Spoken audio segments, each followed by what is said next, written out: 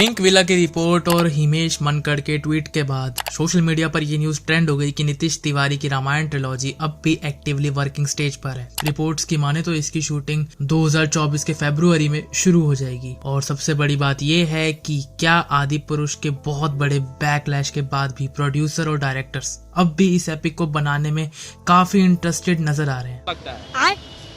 मतलब मेरा honest reaction ये है कि भाई हमारा देश इतनी सारी एपिक टेल्स और फिक्शन नॉवल से भरा पड़ा है, तो आपको अब भी रामायण पे ही मूवी क्यों बनानी है। बट स्टिल अगर बात करें इस रामायण के प्रोजेक्ट की तो इसकी कास्टिंग ऐसी है कि रणबीर कपूर एज भगवान राम, साई पल्लवी एज सीता माता और लंका के राजा रावण का रोल करेंगे अपने रॉकी भाई यानी यश। अगर ये रिपोर्ट सच है तो ऑनेस्टली यश को पैन इंडिया स्टार बनने से कोई नहीं रोक पाएगा अब तो, क्योंकि एक तो उनका कैरेक्टर रॉकी भाई ऑलरेडी इतना पॉपुलर है KGF चैप्टर 2 के बाद।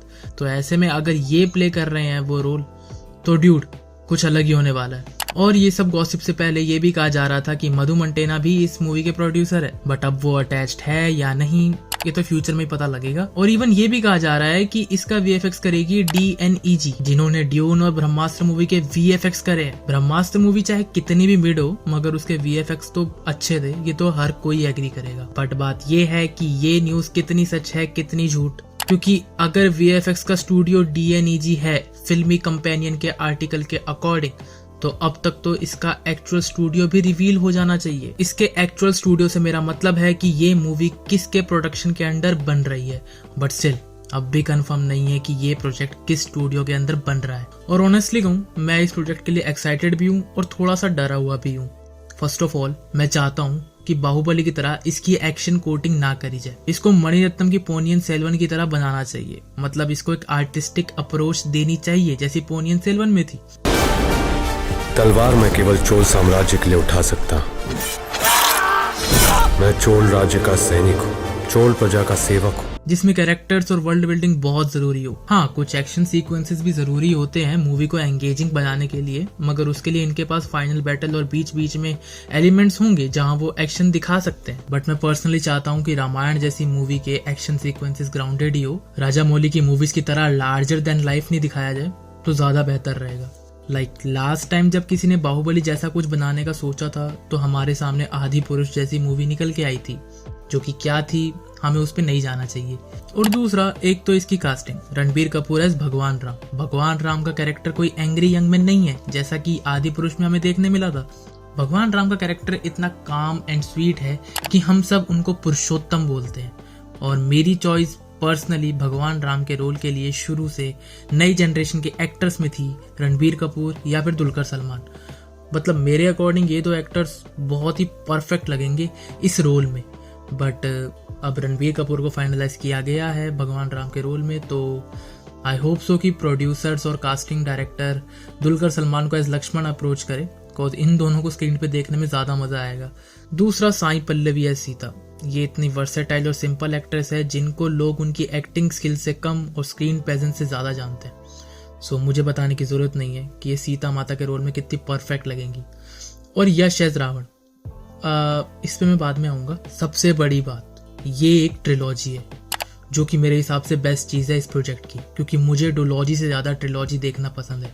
और ट्रिलॉजी में कहानी को एक प्रॉपर आर्क मिल जाता है अपने वर्ल्ड को एस्टेब्लिश करने के लिए। जैसे रामायण की स्टोरी एस्टेब्लिश करने के लिए इनको सभी स्टोरी आर्क दिखाने होंगे, जैसे कि बाल कांड, अयोध्या कांड, अरण्य कांड, सुंदर कांड, युद्ध कांड। जिसके लिए ट्रिलॉजी बहुत सही ऑप्शन है, क्योंकि इनके पास रन टाइम भी ज़्यादा रहेगा और स्टोरी दिखाने के लिए भी बहुत सारी है। और सबसे बड़ी बात यह है कि रामायण जैसी एपिक आदि पुरुष की तरह 3 घंटे के अंदर सीमित नहीं रह सकती, हमने देख लिया पहले ही। सो ट्रिलॉजी बनाना मेरे हिसाब से एकदम परफेक्ट डिसीजन है। और हाँ, जैसा कि मैंने कहा कि मैं थोड़ा डरा हुआ हूँ इस प्रोजेक्ट को लेके। मैं डरा हुआ इसलिए हूँ क्योंकि फर्स्ट ऑफ ऑल इसको बना रहे हैं दंगल मूवी के डायरेक्टर नीतीश तिवारी, जो कि बहुत बड़ी बात है। दंगल एक अच्छी मूवी थी no doubt, but Nitish Tiwari का कोई ऐसा ट्रैक रिकॉर्ड नहीं है। मतलब उन्होंने आज तक कोई बिग बजट मूवी नहीं बनाई जैसे संजय लीला बंसाली और राजा मौली ने बनाई है। और दूसरा, भगवान राम के रोल के लिए कास्ट करा रणबीर कपूर को। रणबीर कपूर आज की जनरेशन के बहुत बढ़िया एक्टर है नो डाउट, बट पास्ट में रणबीर कपूर ने कूल ड्यूड बनते हुए आई थिंक एक इंटरव्यू में ये स्टेटमेंट दिया था, And I'm not a big chicken guy. I feel chicken is the soya food of non-vegetarians. Yes. I'm a more mutton, paya, beef. Red meat, red meat, Yeah. I'm a big beef guy. Duck. तो मुझे डर है कि जब भी announcement होगी या जब भी मूवी आएगी तो ये कंट्रोवर्सी इस मूवी के साथ अटैच हो जाएगी, वैसा मुझे पर्सनली लग रहा है। क्या पता हमें पद्मावत के टाइम पे जैसा विरोध देखने मिला था वैसा ही कुछ हो जाए, जो कि मार्केटिंग और प्रोडक्शन के टाइम भी बहुत मुश्किलें बढ़ा देगा कास्ट एंड क्रू की। बस स्टिल अगर मूवी अच्छी हुई तो ये सब बात लोग भूल जाएंगे, जैसे कि अभी एनिमल के टाइम पे लोग भूल चुके हैं। और तीसरी सबसे डरने वाली बात ये है कि रावण का मॉडर्नाइजेशन। आई थिंक मैं कुछ ज्यादा ही बोल रहा हूँ, बट स्टिल वैसे ये कोई कंफर्म बात नहीं है कि रावण को इसमें गुड दिखाया जाएगा, मगर हाँ यश जैसा एक्टर रावण का रोल प्ले कर रहा है। मुझे डर है कि कहीं वो रावण को फाइट वॉश ना कर दें, जिससे वापस से कुछ कंट्रोवर्शियल चीज हो जाए, जैसा हमने आदि पुरुष में देखा था।